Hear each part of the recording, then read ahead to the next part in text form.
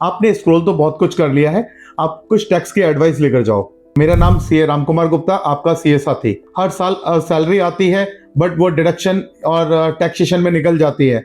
पर अगर एटीसी और एटीयू का जादू यदि आपको समझ में आ जाए तो ये सैलरी बच भी सकती है। तो आज का हमारा टॉपिक है ATC. First of all, ATC में हमें 1,50,000 रुपए की डिडक्शन अलाउड है।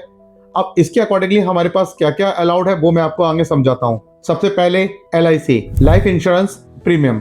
लाइफ इंश्योरेंस प्रीमियम में हम अपने आप को कवर कर सकते हैं, अपनी फैमिली को कवर सकते हैं और हमारे ऊपर जो डिपेंडेंट पर्सन है उनको कवर कर सकते हैं।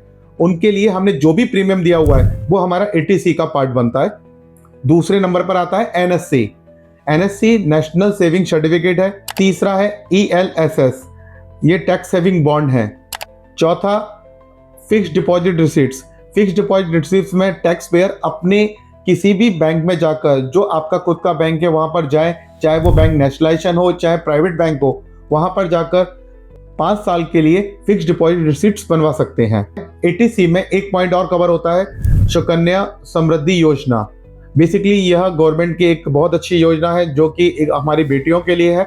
जिस टैक्स पेयर की बेटी है या जो कोई डिपेंडेंट्स बेटी है, हम उनके लिए सुकन्या समृद्धि योजना के अकॉर्डिंगली हम 1,50,000 तक उस बेटी के नाम से जमा करके भी हम एटीसी का डिडक्शन ले सकते हैं।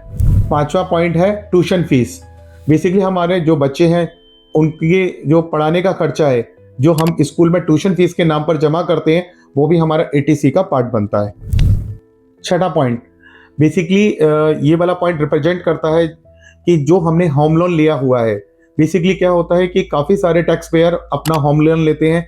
अब होम लोन लेने के बाद उनको इंटरेस्ट का डिडक्शन अंडर सेक्शन 24B में मिलता है, जबकि उसके प्रिंसिपल जो पार्ट हम अपने बैंक को पेमेंट करते हैं उसका डिडक्शन हमें एटीसी में मिलता है। अब हम आगे बात करते हैं सेक्शन 80D के बारे में। सेक्शन 80D इंश्योरेंस प्रीमियम को कवर करता है, फैमिली प्रीमियम को कवर करता है, या हम अगली बार में बोल सकते हैं कि फैमिली मेडिकल पॉलिसी को कवर करता है। यहाँ पर हमारे को 2 कैटेगरी डिवाइड है, सीनियर सिटीजन और नॉन सीनियर सिटीजन। यदि टैक्स पेयर सीनियर सिटीजन है तो सबसे पहले हम कवर करते हैं सीनियर सिटीजन में 50,000 तक का डिडक्शन अलाउड होता है अंडर सेक्शन 80C। अब हमारे पास पॉइंट बनता है कि सीनियर सिटीजन्स के पेरेंट्स का भी हम इंश्योरेंस क्लेम कर सकते हैं। सपोज डेट कि आपका टैक्स पेयर सीनियर सिटीजन है और उसके मदर फादर या उसके पेरेंट्स में से भी सीनियर सिटीजन्स में हैं, तो टैक्स पेयर अपना 50,000 रुपये क्लेम करेगा और सीनियर सिटीजन का जो प्रीमियम उन्होंने पेमेंट किया हुआ 50,000 रुपये तक का वो भी क्लेम कर सकता है। तो ऐसे वो 1,00,000 रुपये तक का 80D में कवर कर सकता है। हमारा सेकंड पोजीशन बनती है, यदि टैक्स पेयर मेरा नॉन सीनियर सिटीजन है तो उसकी लिमिट 25,000 रुपीज तक है और उसके पेरेंट्स जो है जो सीनियर सिटीजन में आते हैं उनकी लिमिट 50,000 रुपीज तक। अब समझे डिडक्शन का गेम क्या होता है। मैं इसलिए कहता हूं कि भैया अपने टैक्स पेयर से कि आप वो ज़्यादा से ज़्यादा ओल्ड रिज्यूम सेलेक्ट करें। जिनकी सैलरी 12,75,000 से ज़्यादा है वो अपना ओल्ड रिज्यूम सेलेक्ट करें और एटीसी, एटीडी, एटीजी और अपने अदर डिडक्शन को अलाउड कराएं। वो साथ ही साथ में HRA की डिडक्शन लें और इन्हीं सारी डिडक्शनों के बारे में आगे जानने के लिए हमारे चैनल को फॉलो करें, सब्सक्राइब करें, हमारे इस पेज को लाइक करें और इस वीडियो को ज़्यादा से ज़्यादा लोगों को शेयर करें। धन्यवाद।